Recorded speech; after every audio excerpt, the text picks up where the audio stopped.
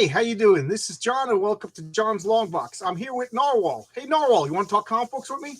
Yep, let's do it. Thanks for Okay, having me.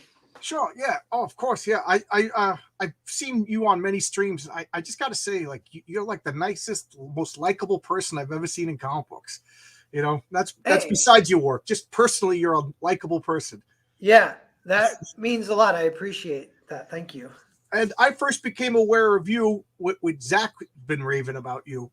So your boy Zach. For those of you who don't know, Diversity in Comics, now Comics Matter.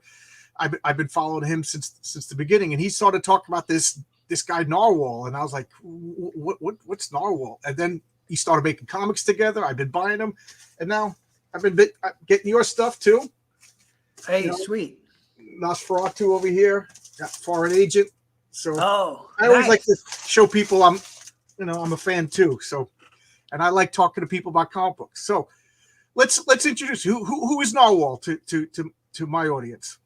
Yeah. So I'm comic skate guy.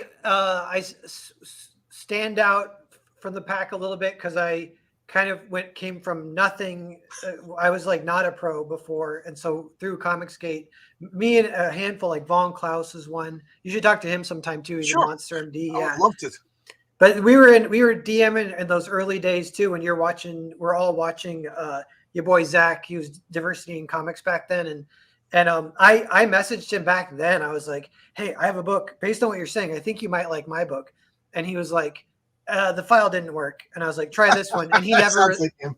yeah, and he never responded after that. But in hindsight, it was lucky that he didn't respond, because then cut to like 2 years later, he actually just backed it and read it on his own. He kind of gets that feeling like he discovered it more than me just like pushing it on him or whatever. So then he like made that video, and then my comic sold out overnight. I quit, or I went to part-time at the Fred Meyer Deli because I had been going full-time. And then or maybe even that time I might have quit. That was Earthbound part 1. Yeah, so I have that too. It's already nice. You got almost all of them then. You're a completionist. Yeah. You met comic book people before. We're completionists, Yeah. That's funny. I know you say you want to talk comics. I'm into it. And I was just going to say, you know way more than me. So I got a notebook. And so all the history stuff I enjoy a lot. But I'm not as much of a historian as you. I've been picking it up as I go in Comicsgate. The latest, is multiple people told me that Cerberus is a classic from Dave Sim. So I'm trying to get Dave Sim on this channel. Yeah, nice. I actually looked him up. I got his phone number. It's sitting right here, and I just been too scared to call it. Like, you know what I mean? Like, I did that with Kate Ironwood. I just looked it up. I got her phone number, and I called her, and within an hour we were live. So I'm like, I don't want to call Dave Sim unless I'm ready to go live. Cool. Yeah, I'd like to be ready. But yeah, I like what you got going. That's a good idea, to just be reaching out and talking to people. You never know. You miss 100% of the shots you don't take. You know what I mean? Yeah. It is. You related it to asking girls out. I'm like, it is kind of like that. It's that same amount of fuck it and kind of courage or whatever. Yeah. I used to be. I talk about music on Mondays, and I don't know if you know the band The Descendants. All their songs are just like, why doesn't this girl like me? And she likes that guy instead. And I used to love that band until one day I was just like, these girls don't like you because you're whiny and complaining. So one day I just decided I'm not going to be whiny and complaining anymore. I was still fat and ugly and obnoxious, but I wasn't whiny and complaining, and it worked. So the Descendants, they influenced your life because they were so like soy or whatever that it just made you realize you can't be like that. I almost can't even listen to them anymore. It's like, guys, you bring it on yourself. So are they like the acoustic-y harmony kind of style? No. They're more like garagey Ramonesy stuff. They sound great, but all the songs is just like, that girl doesn't like me. Yeah. Fabrizio is here for the band reference. Fabrizio is the creator of Horace H. Hoover, a great comic from Alterna Comics, one of my most nice, eagerly awaited comics. So you said so you're relatively new to this whole comic book scene. Yeah, well, like I kind of came in through screenwriting was like my main interest in my 20s, and art, and I was drawing storyboards and stuff. So I'm kind of like one of those where like I wanted to do movies, and I'm still messing with that stuff. I Yeah, I was see you messing got with an animation movie coming up, or you work. yeah, Yeah, that's messing with cool. some animation and some film and stuff. But it was like it was when I turned 30, I was like, I need to like do something with my life because I'll be before I know it, I'll be old man with nothing to show for it. Yeah, So I was like, all right, I'm going to take one of my scripts, I'm going to turn it into a comic. And that was a kind of funny because I had been drawing comics here and there, but I had been slowly getting better, but I wasn't even quite ready then, you know. So I was like, so much of it's intimidating. Like the first thing you have to do is do character designs for every character in the story. And I was like, you know what? I'm just not going to do that because that's too intimidating. I'm just going to draw someone and I'm like, okay, that's the guy. No character designs, just whatever comes out, that's him. So like I kind of just went with that and just like I'm like I'm not dealing with any of this. I'm just making the comic. And that Earthbound has a little bit of that like early like punk energy or whatever from yeah, that people yeah. related to. But So did you grow up reading comics? yeah, I got into it in high school and I kind of got into it not floppies, just like trades and graphic novels. And I've been just like I got into Frank Miller. I read a bunch of his Yeah. like and Alan Moore, all the ones that are kind of famous. Then I got into Brian K. Vaughan. And then lately, as I've kind of been going backwards, but it's funny enough. The one I think from a few years ago, or yeah, like now it might be 2 years ago, I started reading the Frank Miller Daredevil stuff, and Awesome stuff, isn't it? that blew my mind. That I Isn't could. That's my favorite thing I've read so it's so far. good? And I mean, I don't want this is going to sound awfully pretentious, and I don't mean it to be, but like I got that as a kid as it came out, and there Yeah, was there was nothing else like it. It was like a religious experience. It was like this is how good comic books could be, And at the same time, I don't mean to be mean, but I'm over it. Read DC and Wonder Woman's like fighting purple elephants from another dimension, and then over on Marvel, Frank Miller's kicking it with Daredevil. It was like two different worlds. yeah, yeah. And then I read Claremont and Frank Miller's Wolverine, and there's letters from them like back and forth behind the scenes. And Claremont was like, "Yeah, Frank Miller was writing Daredevil," and everyone was like, "Who's this kid?" And they're like, "Oh crap, he's like really good for a beginner." And they're like, "Oh crap, he's getting better. Oh crap, he's better than us." Like that. Well, that's healthy competition. You know what I mean? Yeah, Uh, yeah. if all your peers are doing crummy, you don't really have to try too hard. Healthy competition. That's why I like when Marvel is doing good. It kind of forces everybody else to do better. I know. I think that's from if you go to eras where people say like, "Oh, times were good then," like mid '80s or whatever is one everyone mentions. But yeah, it's like it's like steel sharpens steel, that Yeah, kind of yeah, thing. yeah. The rising tide floats all boats. Look, Hmm. look at all the indie stuff that came out when Marvel was at its peak. We had Teenage Mutant Ninja Turtles and Gru the Wanderer and all that stuff that's still around today. Yeah, yeah, yeah, and even like Nexus and stuff Yeah, like that. yeah. I Nexus, read. I've been catching up on a little Nexus too. yeah, That's a great Nexus, one. Nexus is so bizarrely good. I sometimes forget that that's Mike Barron. Because Mike Yeah, Barron is so grounded and yeah, all his other stuff is very like earthy, for lack of a better. And then you read Nexus, and you're like, he must have just got his insanity out in that comic.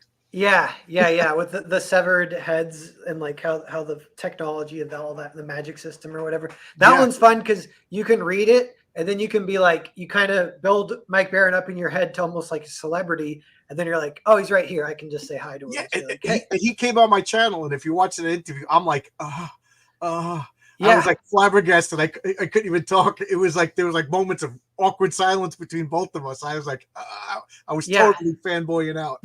Nice. Yeah, I do a show with Jason Sandberg, and he loves Nexus. And I had Baron come on behind the scenes, and he didn't expect it. And he was like, his jaw dropped and his eyes kind of got teary. I was like, dude, score one. It's like, Yeah, that he's, is cool. And yeah, Mike's such a nice, approachable guy too.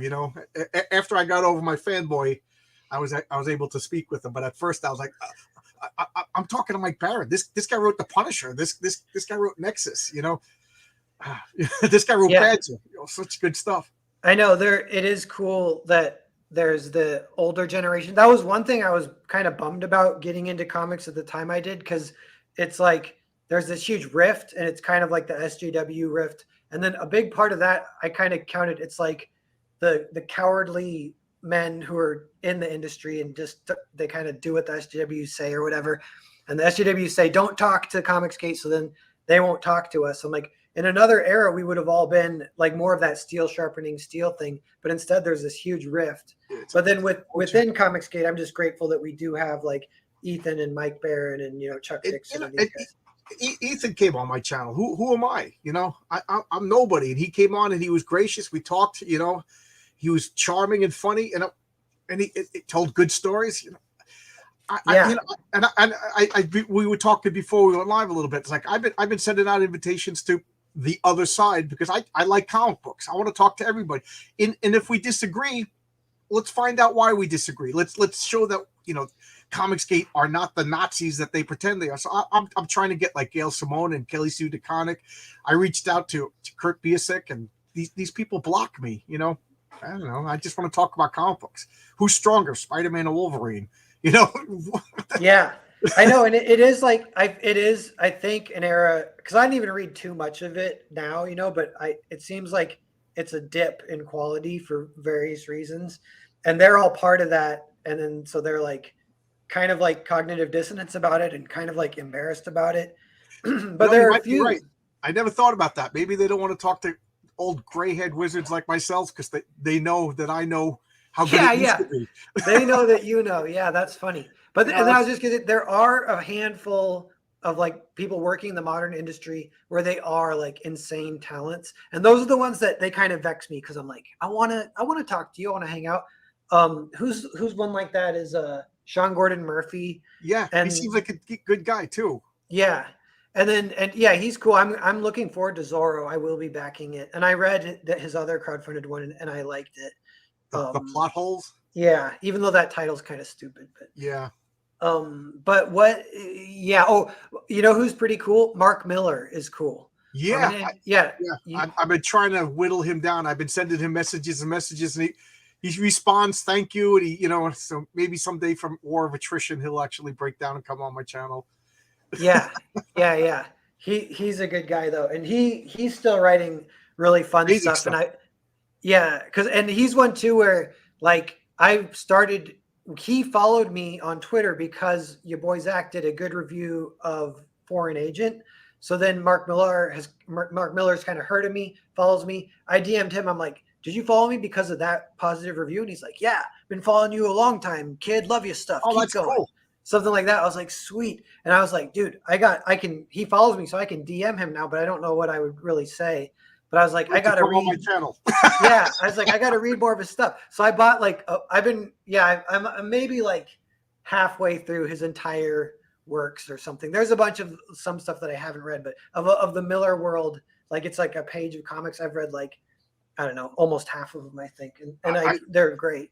I think I first became aware of him, maybe The Authority is when I started paying attention, and I thought that was just over the top, like ridiculous superhero nonsense in a good way, and then I, when I say I'm a fanboy of somebody, that means I get their stuff. Like if I find out Mike Barron's writing something, I don't care what it's about a guy in a tutu who's doing ballerina dancing. Good. I'm getting it. Mike Barron's writing it, Yeah. That's awesome. I'm that way with Mike Millar. I get all of his stuff. I think he's one of the lasting greats. Yeah, have I read? I have King of Spies. Yep. Oh, he's asking you, Noel, have you read King of Spies, Millar? Yeah, that one is great. That's when I do picture some of them as movies because he has that deal. Your boy Zach always kind of likes to put people down, like all comic scripts are not just Netflix. But Mike Millar, I think, is the exception. Like, I do think that he writes like cinematic with the movie in mind, but you know what? He's talented, so he could get away with it. Because people say that about my books too. They say they're cinematic, and I've kind of embraced it. But I know like that has a negative connotation in some circles, and I'm like, no. Here's the thing: it can be cinematic if it's like a movie, quote unquote.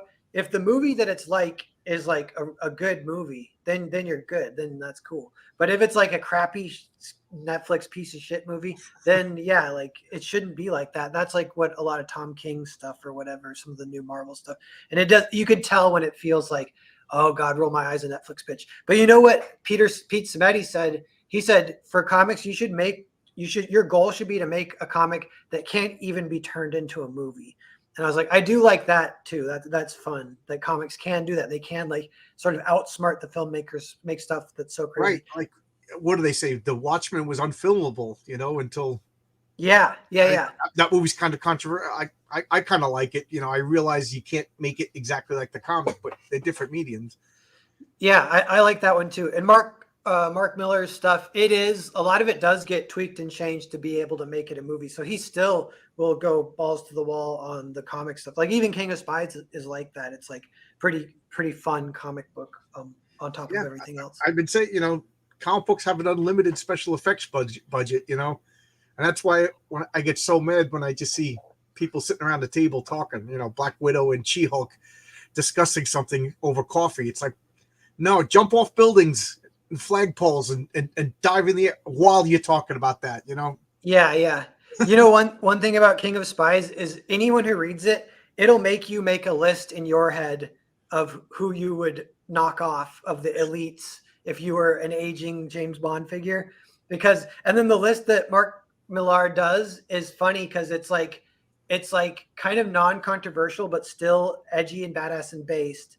But within that, because I was like, he doesn't list like whatever, like I don't know, like Pizzagate stuff or anything like that necessarily. It's more like the Pope, a couple ex-presidents, some other stuff, blah blah blah. And I'm like, okay, so he's just not getting too specific because I would get like too kind of autistic or whatever, and based. But then I read uh what the Jesus one, American Jesus, Yeah. and all that stuff is in part 2 of American Jesus. All the base stuff, like basically it is like the Pizzagate stuff. I'm like, dude, Mark Millar has read or knows all the conspiracy theories, and he weaved them together really well, fearlessly. Because I almost thought that with King of Spies, I was like, there's a version of this out there that could be more hardcore if you wanted to do that. Although I kind of like the almost mainstream-ish approach while still being edgy. But he did the hardcore thing with American Jesus. So I'm curious about that, even like season 2, when it gets made, what they're going to do with the show, because they have to expand it a little bit and stuff. It's funny because you read all his comics.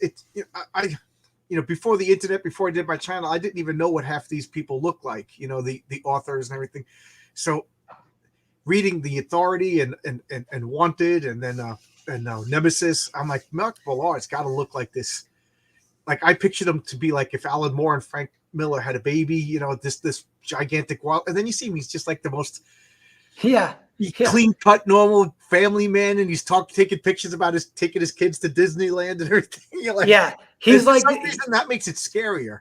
yeah, that's funny. You're right, because he has like, yeah, he'll write Nemesis, and you're like, how did you write that? How did you get in that mental space to do that? That comic actually disturbed me to the point where I was like, I'm not reading anything else by Mike Millar in a while. And then, of course, I'm buying it because I'm a completionist. Yeah, yeah. See, that one is weird. It's like meta a little bit. It's like postmodern. And some people, again, that's kind of a bad connotation to it. But in that case, he does all the other stuff, and then that one, he's like flipping everything on its head. Where the only entertaining thing about it, it's not like emotion and goals of the character, the arcs and lessons they learn. It's just how effed up and crazy it can be. And you get to sit in awe and be like, oh, wow, I can't believe that was in a comic. Yeah. I was going to say, when you say he's like clean cut and stuff, he's the Jerry Seinfeld to comedians. He is to comic creators. Jerry Seinfeld's like that. He's the one guy who wasn't all effed up with like trauma or whatever from his childhood. He was like just regular guy, like doing everything great. It's funny. I always joke around. I say like, if ever I became famous, I was going to sue my parents for giving me a happy childhood with no trauma or everything. Like I have a great mom, great dad, 7 brothers and sisters, and we all grew up like the Brady Bunch, Yeah. I don't fit in with everybody else. Everybody else got these traumatic stories to tell. Not me. I know. Sometimes I hear that too. I'm like, how does that even happen or come about? But that's like some weird psychology stuff. Some of that is like, it is like a like attracts like kind of thing. So you get indoctrinated into like a world of healthy mental health people, then you're going to be attracted to that, and then it kind of perpetuates. And it can kind of happen the opposite way too, I think, just because I have some friends, they're like white trash with a heart of gold types, and that this one specific guy, he has like kind of crazy stories, and I'm like, how does this even happen to you, because you're a really nice guy? And it's kind of like almost like bad luck, but it's like the world that he is involved in, that kind of rolling the dice like that yeah, you're dating a girl, she might be crazy, that probability goes up way higher. Yeah, we've all dated that crazy girl, Yeah. What do they say? The hotter the girl, the more crazy we'll put up with. Yeah, that's true. That's funny. So, you at the beginning, you were saying that you're all new to this. So, and you were working a full-time job until recently. So, were you always wanted to be a comic creator? You said you wanted to make movies. You wanted to get into animation. Yeah. Like I went to art school for a little bit, and then Oh, I okay, dropped okay. it. Yeah, I dropped out because it was too expensive. And I guess it was Art Institute of Seattle, and it was just in the news yesterday that all the art institutes are shutting down. And I think Wow. I went there for 3 quarters, and it was like even that was kind of a lot of debt that I had to figure out later. And I was Right. like, I definitely made the right call getting out of there, because I in that case too, like so in high school I was the artistic kid. I was the most artistic in my graduating class, kind of, but I wasn't that talented. As soon as you jump into the big pool of the internet, you realize like how far Yeah. you've got to go. And but even in the Art Institute of Seattle, I was better than a fair amount of my teachers and stuff. And I was like, something's wrong here. And there, a lot of my fellow students, they were like really bad, and they didn't do, they were just like effing off. They had rich parents and they just wanted to go to art school, but they wouldn't even like practice drawing or whatever. They'd be like, it's my style. Like I get to draw how I want. And so I was like, I'm out of here. So I left and left that, ended up getting a kind of regular college degree that didn't really do much for me either. But it was still kind of pre YouTube. Right as I graduated was when YouTube was starting to take off. And now when I look back, I'm like, oh, if YouTube had been there, it's so valuable, the information that's online, especially if you're trying to learn anything like writing, storytelling, art, drawing, comics, movie making, animation. It's all free on YouTube, and it's Yeah. better quality than you'll get in college. The only thing you get in college is, yeah, maybe just being in person, some of the like access to the equipment, and then being around friends and making friends. That's all fun, but that's not really worth the amount of money that it costs. Tell me about it. I'm in my 50s. I'm still paying off my college loans. Yeah, I yeah, have yeah. a degree in Roman history, and I'm a construction worker now. So Yeah. See, that was kind of me. Like I had an art history degree and sculpture, kind of minor-ish kind of thing, and then I was just working at the Fred Meyer Deli, and I had some periods where I was checking Craigslist in LA for storyboard work, and I was living off that for a couple years. But that was funny because it's just the way I couldn't do that today just because of inflation, I think. But back then you could like live I moved to Arizona, rent was like $300, so I only had to make like $500 a month, and then I could live just fine. So I was just doing that. I did that for 2 years, but it was definitely like hand to mouth, like kind of style. When you're young, it's a little bit easier to do. And I'm still trying to figure that out, of like, because even now, comics isn't the best like sustained kind well, of. did you see Zach's video today about getting a Yeah, job? I did see that. I felt like he was talking to me a little bit too. I He's like, know, I know. he's like, yeah, I'm because trying he's to make a comic book, and now too, I'm hiring an artist, and the last thing I'm going to do is quit my job. Like yeah. I have no illusions. If I break even, it's a success. If it's a phenomenal success, I'm still keeping my job, because this is a crazy industry. I have Yeah. no illusions. Thank you, Zach. I know, it's funny. Yeah, he's like, yeah, you maybe if you're even in the industry getting steady work, maybe you're making 50, 60, 70K a year, which by the way isn't that much. I'm like, yeah, in my good years, I might have been hitting that, like when times were really good in Comicsgate, when my name was in Zach's mouth and that, and kind of, Are you but guys still working together? yeah, no, we are Oh, good. still, Okay. but I got even scared for a minute. I thought there was some. no, it's all good. But our last one, it just broke even. Speaking of that, our last collaboration. So now behind the scenes, we're both like our next one should be a little bit more specifically tailored to be, if we can, to be like a hit. Like, so we're like, it needs to have boobies, needs to have action, needs to have blah, blah, blah, that kind of stuff. Quit your job and move to New York. I'm already in New York, so come on down, Maddock. I got a guest room, all right? Or not, Narwhal, come on down. I got a guest room. You can. Nice. Yeah.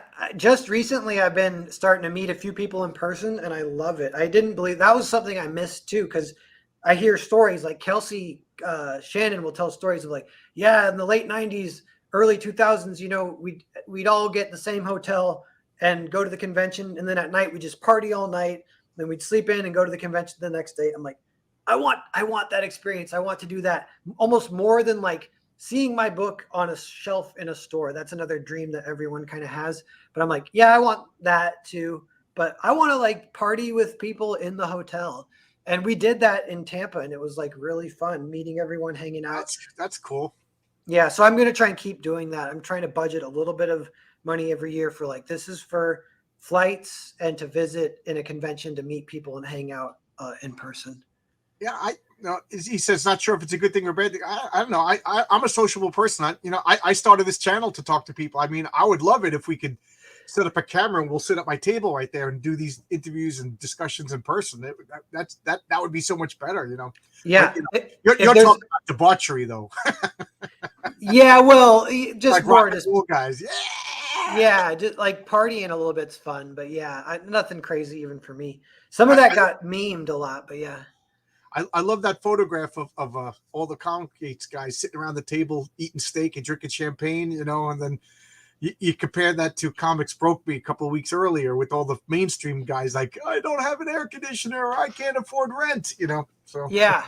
That kind of stuff is funny for sure. But yeah, if there's a convention in New York or around there, then definitely you should I'll let you know and you let me know because we'll hang out. Well, Ethan keeps threatening to have that for the fan fest, all the CG. I would love that. I'm nobody. I'll walk around and get my stuff signed. I don't. That's part of the fun is everyone kind of knows the chat. Yeah, so it's small enough that everybody knows. Like, it would be funny because we'd have to wear name tags with that Twitter handles. Yeah, I know. You'd be like, I'm John's long box. I'm like, oh, yeah, sweet. Yeah, no. So that asks me the question. How'd you get the name Narwhal? I'm sure you weren't born Narwhal. Yeah, so I can give you the full story. It was my buddy's sister, who's also a buddy. We were collaborating in my 20s on some movie stuff, some scripts, and some comics. And she and I were working on a comic together, and we had to make up a fake company just so we'd kind of have it. You can put it on the cover, maybe. It sounds more prestigious.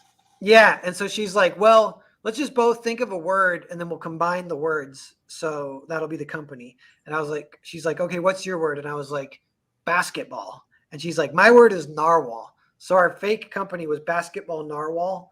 And it was terrible. And so eventually it kind of evolved just into Narwhal like years later. And then, so that was my Google handle was like narwhalbooks.com or something. So when I got on, I was just starting to get into CG. I drew some, I had been lurking, but then I kind of quit lurking and started really hanging out and talking to people, drawing fan art. I drew some Cyberfrog fan art, and somebody retweeted it to Ethan. And then he's like, "Oh, who's this guy? This is awesome." So he got in touch with me just that day, I think, and said, "Here, come hop into this live stream." So I came on, and I came in behind the scenes, and it loads up with my Google account. So it says Narwhal Books. And he's like, "Do I just call you Narwhal?" And I was like, "Yes." But nobody had ever called me that before. I didn't know what to say. I was kind of nervous. Yeah. Well, and just do and then, Narwhal. Yeah. And from then on, it's been that way. And I kind of like it. I don't know. I'm okay with it. But yeah, the other interesting thing is Ethan said and I bet he probably doesn't remember this, but he had me on. He's like, "So I just call you Narwhal?" And I was like, yeah. And he's like, "Your life's going to change from here on out, bud." Something like that. And then, so he had me on, promoted Earthbound. At the time it went up like $1,000 in an hour or something, which blew my mind because I was doing the math in my head. I'm like, oh my God, that's like a week at the deli, and I hate the deli. So it was totally blowing my mind. And then, and it was just, amazing. And then that was when I went part-time because things were kind of going a little bit better with the comics. And then your boy Zach gave the good review. It sold out. Then I quit for good. And that was like 3 or 4 years ago now, maybe 4 years ago. So I've been kind of pro, but it's like it's building the train tracks while you're on the train. And yeah, you're always wondering if it's going to break even or make money, because Earthbound 2 did pretty well, where I actually had a little bit a surplus where I'm like, all right, I want to reinvest this. I got like 20 grand that I could reinvest. And so I'm like, okay, so a lot of that went into Cerberus. So I paid Monica to draw Cerberus. And Cerberus, at this point, it's broken even, which is sweet because it actually means I get that money back and I could reinvest it into part 2. And then I think it will be in the green after that. But it's like, it's always like Cerberus, I just finished reading it last night because I was like, I got to catch up on all Narwhal stuff. I really liked it. I thought it was fun. Oh, thanks. Yeah, that's awesome. Yeah. I'm looking forward to getting part 2 out, and it'll complete the story. And it has a cool ending and stuff, an intense ending. I actually started to feel bad. I was like, poor doggy. Yeah. That's a trick though to get me interested, is make it dogs. Everybody loves animals. I know. I knew about that when I kind of started writing it. I'm like, there are that many in like the pantheon of like animal. There's like, 101 Dalmatians, whatever, Homeward Bound. There's like, you can name like 5, and then maybe there's 5 more that are a little more obscure. So there's only like 10. So I'm like in a small club, just even throwing my hat in the ring to do that kind of story. Do you ever read Beasts of Burden? Yeah. Someone said read that because of this, and it is great. It's amazing. Yeah, I really like that too. Yeah, it's Beast of Burden. For those of you who don't know, it's animals that solve mysteries. Especially the one in World War II. Oh my God, that was my favorite. Yeah, I don't know if I read that one or not. I can't remember, but yeah, I read like the first trade, and it was amazing though. And they said that was one that it's kind of a bummer because they're trying to do more, but the artist and the writer, they have co-ownership, and I don't know if they had a falling out or what, but it's something, and the writer or the artist doesn't have the time for it, and it takes too long or something. So because she paints every panel, so they haven't had a book, even though he's had scripts ready. Oh, that explains why I haven't seen it in a while. Yeah. What a shame. Yeah. So speaking of getting along, you and Zach do a lot of collaborations. How is that working relationship? Yeah, it's fun. It's funny. It's all email, like no phone talking or anything. And I emailed him once after Tampa. I was like, hey, meeting everyone in person was cool. You should come out to these sometime, or we'll go to you. And he's like, yeah, I'll take a hard pass on that. Something like that. He's like kind of many times like, want to come on and talk, No, thank you though. Yeah. He's like very straightforward. Yeah, he won't even go on Ethan, so I guess, I know. He's had his whole like journey, because he was live streaming early on and he really enjoyed it. But yeah, like enough crap was going on that he's done with it. Well, he went through a lot. So, I mean, I understand, he's had some crazy crap go on that like he doesn't really talk about, and I've heard from other people. So it's not my information to tell, that you're just like, oh my God, So yeah, he's been through a lot of nonsense, So I don't blame him for being a little camera shy, but it's a couple of years later. I think all that crazy stuff. But then again, somebody went to Eric July's place of business and acted like a weirdo just yesterday, So yeah, maybe I know. And I guess I'm lucky. I don't have any haters yet, so. I know that was like I've been flying under the radar. I think right when the Your Boy Zach thing got announced that we were going to do a book together, I did start getting some haters. Then you've arrived. Yeah, I was like, hey, I'm big enough to finally get some haters. Sweet. But yeah, what he does is he'll email me his like kind of more crazy ideas, because he's very creative. So he gets a new idea almost every week or every month. Yeah, but maybe every month I'll usually get like an email. Mania about him. Yeah, it is almost like a mania, because his email will come at like 3 a.m. sometimes too, and so you can tell he just thought of it and then he kind of typed it up in a fever dream. To me, I'm almost like the recorder, or like my email is the recorder. He throws it out there, and I'll be like, nice, and we'll bat it back and forth, and then consider like throwing it in Your Boy Zach. But I think kind of because the collaboration with me, he does think about it as like these are the more crazy ideas. Like if it's going to go with Narwhal, if it's a less crazy idea, I'll do it with like someone else. But if it's pretty crazy, I want to do it with Narwhal. So he's always pitching me the slightly more like, a little more artsy fartsy or whatever. One of the things we'll say is a lot of it's like Twilight Zone. A lot of the fun Narzak ideas.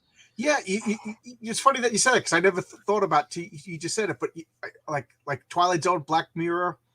When I read the Norzak stuff, I'm like it like a $4.99 or $499. There's a controversy of the true name of that comic, but I read that and believe it or not, I had like a feeling of dread reading the whole thing. I don't know if that's what you're going for and everything, but I'm reading that like I don't know. It was kind of like scary and sinister behind everything.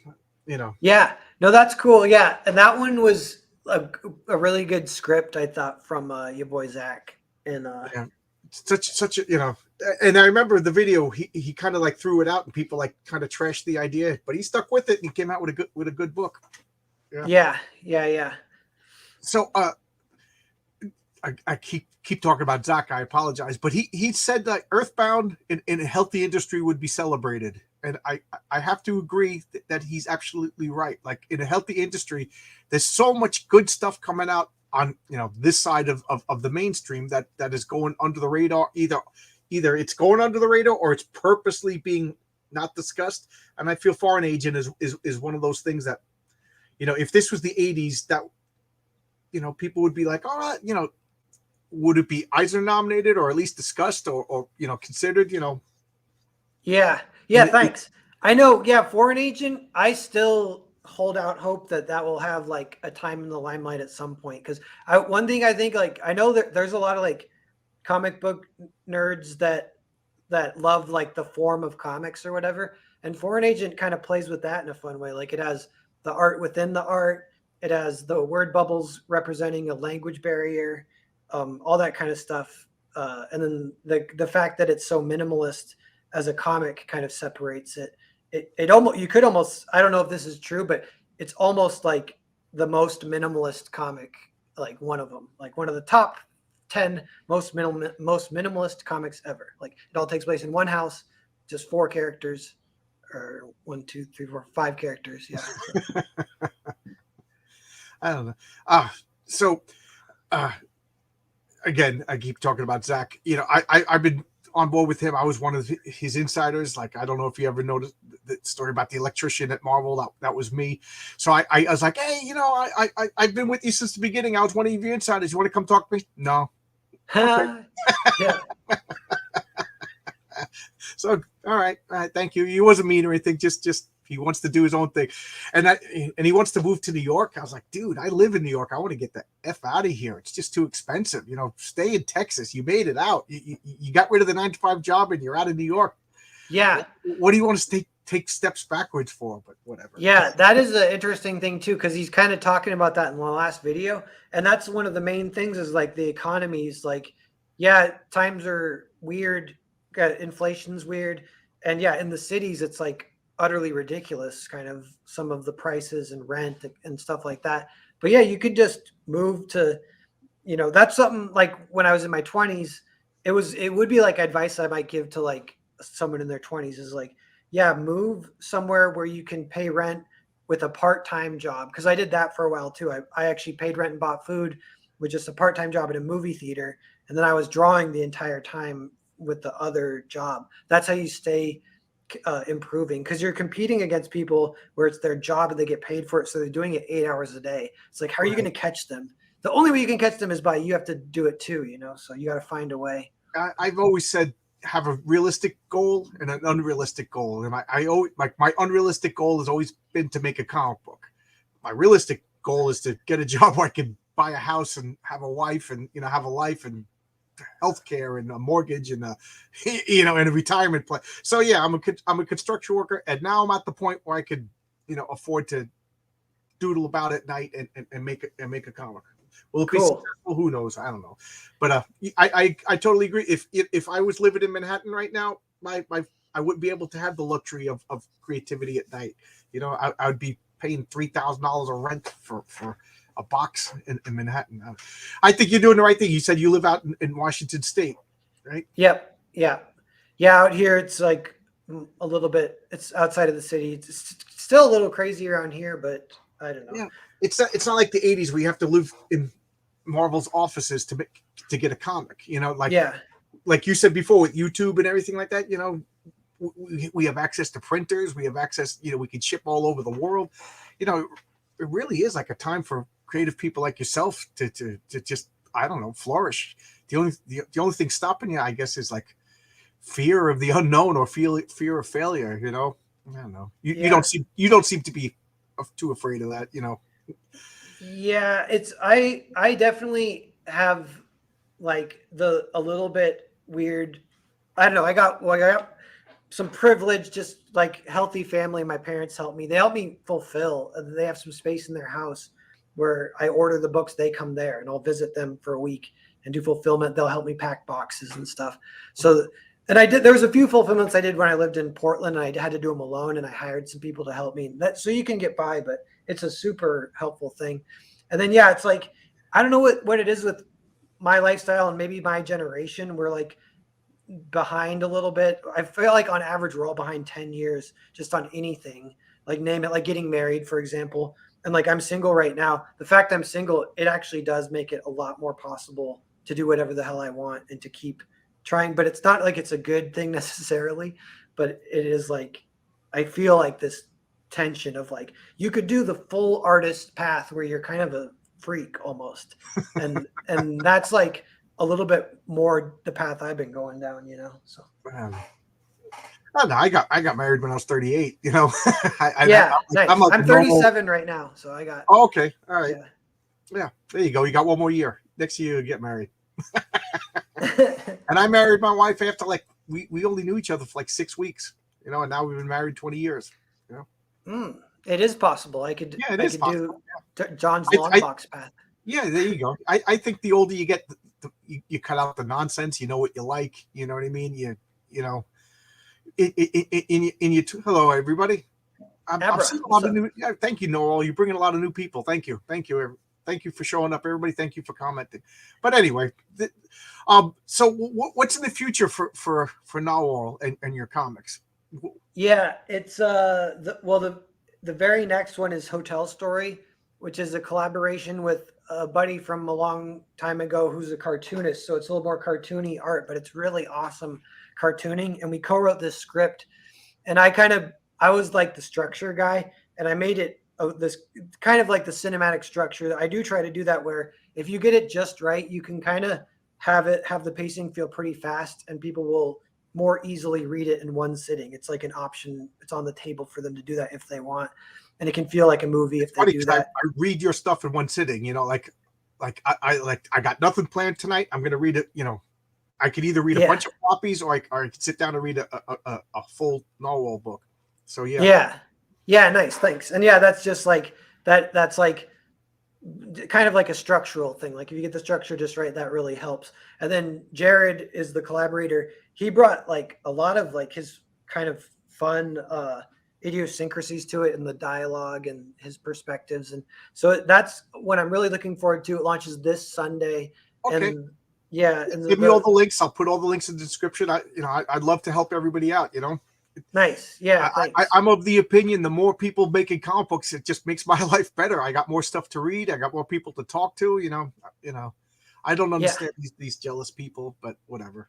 Yeah. And thank you, Abra. Yes, you found me when I had EVS on. That was like a watershed moment for me. I'll always be eternal thankful to EVS and Mike Barron and people who came on. I'm still nobody. I was about to say what I'm nobody, but I'm still nobody. So thank you. But it's cool. You're like nice. You're a legit comics lover, borderline comics historian. Like yeah, I'm a crazy person. Yeah, I mean, there's not that many. Shit hoarder. It's a very valuable like perspective. So people should. You probably, hopefully, will get more and more subscribers. And thank you. That's nice. Yeah, I just love comic books. I love the medium of comics. I want to talk comics. I don't know. I just have to laugh because I'll talk to people that I disagree with, and it actually hurts my feelings when I go and try to invite somebody on my channel and I find out that I've been blocked on Twitter. You know, I wanted to have Kurt Busiek because I really love his work. And we actually had a history of talking for a couple of years before. I don't think he recognizes the name. I'm sure I just got blocked in some sort of a Oh blockchain yeah. or whatever. But like, I was like, oh man, I'm actually a fan of this guy. Whatever. You Mhm. know. So how have you found like the internet and comic book been pleasant to you? And do you have any horror stories of people being jerks? I'm talking like Yeah, professionals or anything. good question. Nothing.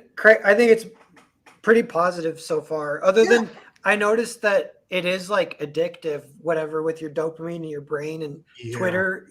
Like I more and more because I do kind of temper it, but I'm like I need to set some like schedules of where I don't look at Twitter during the day because it'll be random stuff. Like it could be like you end up seeing like a random video of like a dog getting shot or something, and that'll ruin your day. I'm like, I hate Twitter. And I know your boy Zach, he left. I'm like, I could see what he didn't make a bad decision. Like, there's not the only real good reason for it is because you get the links to the streams are all through the Twitter DMs.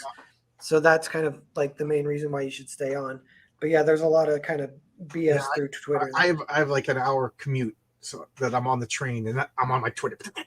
Yeah, And then when I come home, I try to stop. But I yeah, through Twitter, I met you now, so many people. So it's been mostly positive, but yeah, I could see people getting either they have addictive personalities, which let's face it, I got a room full of comic books, yeah. you know, I know. and now, Everyone is now I like have a on room. that spectrum. I can relate to when people say that addictive personality. I'm like, I can relate. Yeah. Yeah, right over here. I lost my database, so I'm sitting there recategorizing my whole comic book collection. You know what I mean? So yeah, I understand about we can have it. That's why I will never try drugs. Yeah, yeah, I'll never yeah, yeah. stop. I'll never You stop. know that about yourself. Yeah. Yes, I won't gamble either. I know. Yeah. I know. I don't. It's funny. I never gamble, and I got lucky because I've just had bad luck too. Because I played a little poker in high school, and I just always would lose my $20 or whatever. So I Yeah, kind of playing quit. poker with your friends is one thing. I'm talking about. I won't go to Atlantic City and. Yeah, but yeah, I went to Vegas for the first time last spring, and I won like $400, and then I was like, I'll try it one more time. And there's a local And you casino. lost it. I know I won $300, but this is bad because I'm like this is how you get addicted. They Yeah. pull you in. Well, So my buddy, his job gave him a free room and like some extra money for whatever. So he's like, "Hey, you want to go? Want to go?" And I was like, "Why aren't you taking your wife?" It's like she's got to work. So me and him went to Atlantic City, and again, I was up like $300, and he just walks by me and goes, "Walk away." I'm like, yeah, "No, no, no. I'm better. I'm smart. I'm intelligent. Oh, I lost it all. yeah, yeah, yeah, So that was a nice little. I think I brought like $150 for that weekend, and $150 for a weekend hanging out with your buddy is pretty cheap actually. So yeah. If you I, can I frame it learned that that about way, myself. that's a healthy way to frame it. And it's lucky when it works out even that way. It's a nice Yeah, way. so I won't gamble. I won't do drugs. I'll never smoke. I know I'll never stop. So my Yeah, addiction is I've spent too much money on comic books, and like my wife says when people tease, "Oh, your husband spends so much money on comic books," she's like, "Yeah, but his collection's worth like over $1 million." He yeah, when he retires, we're gonna start selling it all. That's like kind of our retirement fund. And then she goes, "Your cool. husband spends all his money on beer and cigarettes." And that usually shuts people up. Yeah, yeah. I know it does add up, like smoking and drinking. I quit drinking a few years ago, and I've been very glad about that decision too. Yeah. Um, I it's just can't do it in my business. If I drink on a Friday night, I'm still feeling it at work on Monday. You know, yeah, so I just had to stop. Not that I ever was a drinker, but we all had party drinking, party. yeah. But if As you you get ever older, come down to town and get everybody together, I'll drink beer with everybody. That'll be yeah. fun. Actually, yeah, I did drink in Tampa. I was like, this is the exception, and Yeah, it yeah. was That's fun. that's what it's for. Hanging out with your buddies and going camping. You know what I mean? Yeah, Hmm. acting like a fool. Yeah, yeah. Yeah, that sounds like a good time. So you seem to like collaborate with a lot of people. I take it you enjoy that? Yeah, that's a yeah, good question. I love collaboration, and it's funny. It's like with your boy Zach, he's a little more. This is I've noticed. I don't know if this is true necessarily, but it seems like collaborations work best when you have like one guy's kind of the alpha or whatever, like one guy's the boss. So with me and your boy Zach, he's more the boss, and I can like say anything I want to him, but he, at the end of the day, he's the boss, and that's a good setup. It works really well. And then when I go with Jared, I kind of hired him, paid him a little bit, so in that case, I'm the boss. And then I've had some collaborations where it's like the egos are just too even, and then you don't know how to navigate it, and that can actually be a little bit harder. Too many chiefs, not enough Indians. Yeah, you got to have somebody to make a final decision. I bet, you know. Yeah, I've sent scripts to people, and I understand that I'm the hired help, you know, and then I'm hiring one guy, and it's understood, you know, you're drawing what I'm paying for. So yeah, yep. it changes each situation. Yeah, but I know each collaboration is like a unique creative opportunity and or like sort of like challenge or problems to solve that's kind of fun of like with Jared, he's a cartoonist and he has like the idiosyncratic outlook on life that's really comedic, I think. Like he's like, I don't know what the word is. He's like, you'd almost say he's like socially awkward, but he's like really funny and cool. But he's like just a little bit, maybe a little bit on the spectrum or something. But Yeah, but he's like those really type of smart people, too. you know, got a little. Yeah, Got a little bit of a different view than everybody else. That's yeah, interesting. yeah. So I was like, I want that. And so we're kind of, and then with that one, even we kind of invent the workflow as we go. But when we co-wrote that, I had him write every first draft. So we do a meeting. I'd tell him, this is what you got to write, pretty detailed outline. Which sometimes your boy Zach will do that to me on the inverse. And then Jared would go write it, and I could rewrite it and change anything to get it where I needed it. But I would always be going off his stuff. So his stuff always being the base level, that let it grow from this point of it where it was very different than something I would have written, but I could still apply like my skill set of if it is like trying to like nail this structure to get it feeling like very like cool pacing and narrative drive, that kind of stuff that I go for. I can bring that, but then he's bringing like a lot of the dialogue that I was making me laugh and stuff like that. So that was a fun collaboration. That sounds fun. And this is Hotel. That's the name of the story. Yeah, Hotel Story, it's called. Hotel Story. Cool. That Mhm. sounds cool. Is it like an anthology of people in the hotel, or? Yeah, it's not an anthology. It's like all about a hotel. So it is like there's movies that are kind of like that, and you'd be like, oh yeah, it's kind of like that. Like there's like the concierge is a character, the manager is a character, the janitor is a character. So like it's like the hotel, what's going on and everything. And there's like the meeting room has been rented out because I worked at a hotel in my 20s for like 5 years. So a lot of that experience was into it. And in the first draft of the script, I was packing it with like authentic details. And then I took a lot of it out because I'm like, nobody cares. But like the reservation system that the computers use, it used to be called Opera.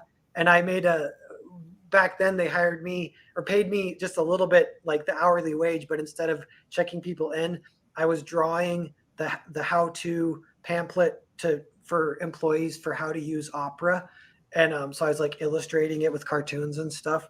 And like that was kind of fun. But yeah, so whatever. It's a hotel, but the pitch is very again kind of simple, almost like a movie. But it's a witch casts a mass sacrifice spell from the top floor suite, and then that kind of trickles down. The whole chaos erupts, and you Wow. got you're following like 8 different characters, and some of them are meeting up, some of them some of them are dying, some of them are surviving, and it's just for one night. It's a 300-page comic. But this part is part one.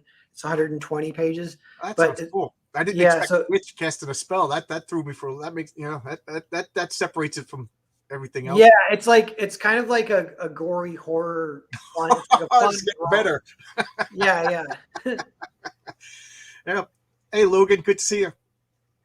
Logan's been on my channel before. Yeah, that's what I said. Nice. Everybody is just like so pleasant, happy, and Yeah, cheerful, you got a and great chat. supportive. Your chat is very nice. Yeah, Thanks, everyone. I got to say, my corner of the internet's been nothing but pleasant. You know, I'm the worst one. I go on Twitter and I sometimes start Twitter battles that I shouldn't be doing, but Yeah. No, it's a pastime. You can yeah, dabble. I guess the dope. I guess I do have the addiction to the dopamine. Yeah. Wow, I didn't even realize we've been talking for like an hour already. You're so fun to talk to. And I said at the beginning of the chat, you're like the most like pleasant person in in all of like comics. I remember that I think I saw you the first time you popped up on EVS, and you were like, your eyes were getting big as the sales of your comic were good. And I was like, this guy's just so likable, you know. Oh, thanks. Yeah. Yeah, that's cool. That's cool. But yeah, the time flies. I know we didn't even do it like interview format. We were just chit chatting the whole I time. never planned anything. I just like talking to people. You know, I don't have many gifts. One of them is I got the gift of gab. So you should see me at work. Whenever there's a problem at work, you know, everybody's a construction worker, so we're fighting with the carpenters and the plumbers are fighting because we all have to. Everybody's got to work in this particular area. At times they send me over to just talk. Nice. Next thing you know, we're all patting each other on the back and walking out. Yeah, we'll do whatever we want. Oh, nice. Wow, all right. What's your comic that you're working on? I'm working on it. I want to make it. It's called Heroic Tales, and so every issue it's going to feature a different superhero. It's all set in the same world. I'm trying to get like a Marvel Bronze Age feel. So like the first, like I don't have enough time and money to make 14 different comics, you know, because I got this superhero and I got this superhero and I got this, and each, you know, one is the explorers, or one of them's the mystical, and one of them set in the west, and one of them's on another planet. So I'm like, how can I tell all these stories? So each issue will be a self-contained story. So let's just say it bombs and I only make one. You're going to get a self-contained story. Maybe I'll get to 3, you know, maybe I'll make 100. And then they'll all be interacting because it's all the same. So it's going to be called Heroic Tales. And cool. You know, the first issue, let me see if I could even you know, since you asked, I wasn't going to bring it up because this is your show, but you know, here's a rough sketch of the patriarch. You know, nice. He's the archetypical superhero. The thing about him is he has a family and he has children that he's trying to keep out of this world of supervillains. So, you know, he's always got one eye. Is my family safe? Yeah. And sooner or later, that's going to be a big deal that people are going to find out that he has a family. And then the second story is, a Chinese immigrant who bright-eyed, bushy-tailed, kind of naive. And then she gets superpowers and she doesn't even realize she has superpowers. So it's almost like a monkey's paw. She could rewrite reality. And then she starts to realize, oh my God, like I'm making things worse. You know, so she's gonna have superpowers. Like, to me, that was like a goof on like all these multiverse stories. Like, there's no consequences. Somebody's dead. They just come back because they got it. So she could kind of do that. But then, like, if you pull somebody from this multiverse, that multiverse is that guy's dead over there. You know what I mean? So you know, she's rewriting possibilities and ruining things as she go. So that's going to be and then I got like a whatever. This is your channel, and here I am talking about my comic. But I got Renzo Rodriguez doing the artwork, and it looks spectacular. And I'm trying to find if I could actually summon up some of my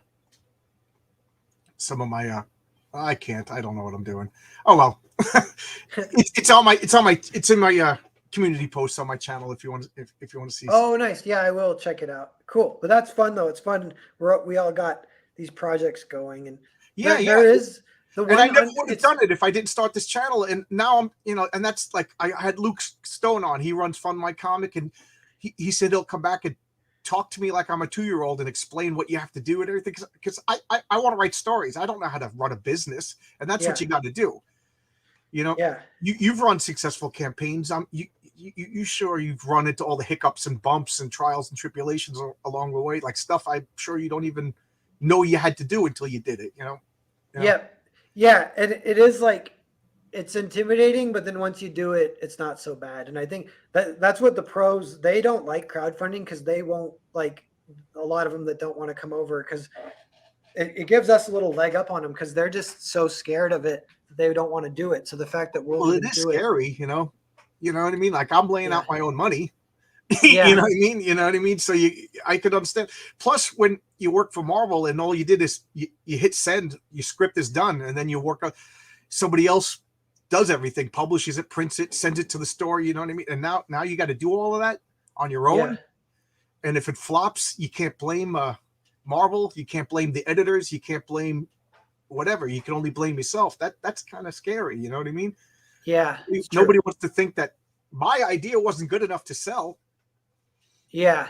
Yeah. One thing that'll happen sometimes is it takes either two, like it might fail and then the second one succeeds because it just needs to get more out there. And even the narrative of like someone who's not giving up, people like that. And then you can Yeah, like, and, people but like yeah, like an staying underdog. positive.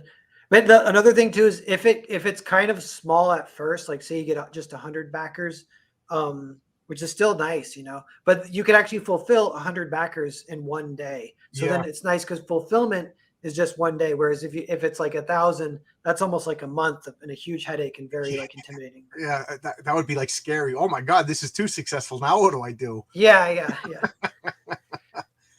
So you've run like 5 or 6 campaigns, or am I underestimating? Maybe even more at this point.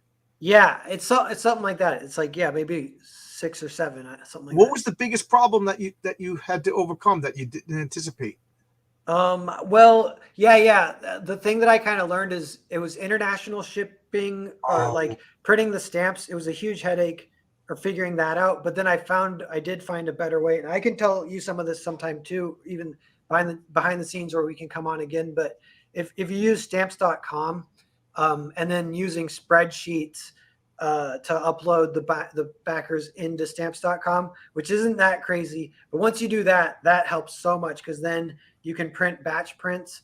If it's domestic, you can print like 40 at a time or more, but like, and then you just got your boxes and you slapping them on the right ones. But then also international, it just ships it to like a processing facility and they handle all the form stuff. You fill it out a little basic like customs declaration on stamps.com, but then it's just a simple, and it's a little more expensive, international is, but you just make sure that you charge.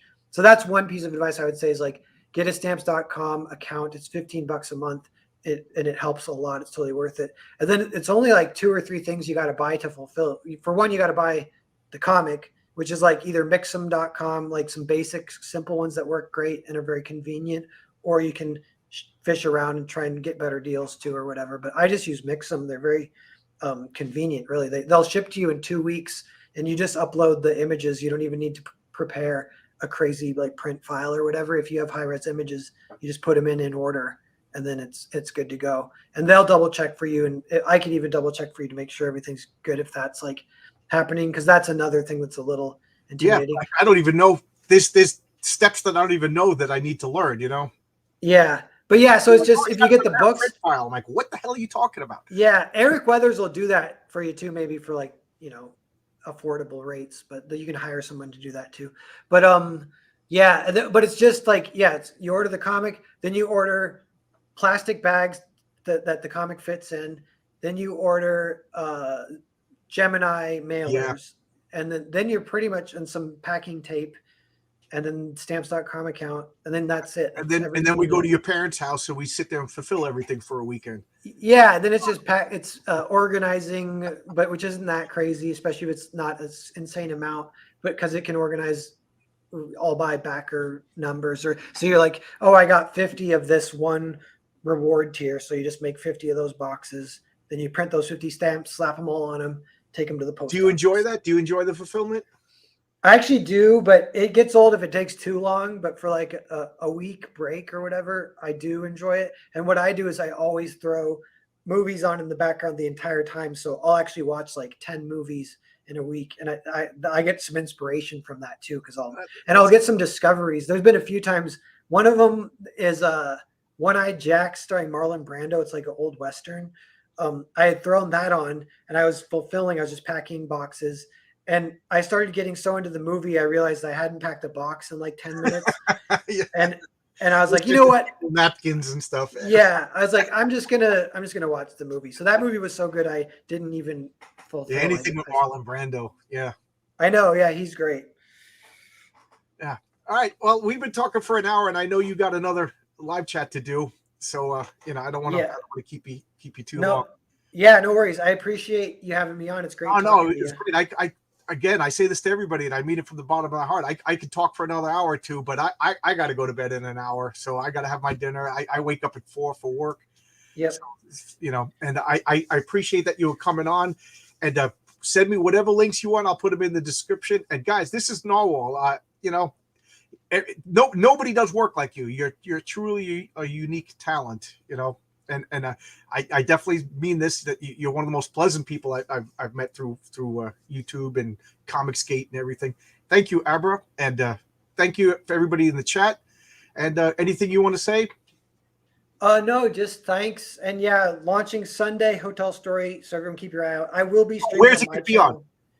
channel. I'll launch on my channel at 10 a.m. No, on Sunday. Indiegogo, Kickstarter, On Indiegogo. Yeah. Indiegogo. Okay, so Yeah. Indiegogo. I'll put the link in the description and check it out. Yeah. Thanks a lot, everybody. I gotta get going. Bye bye.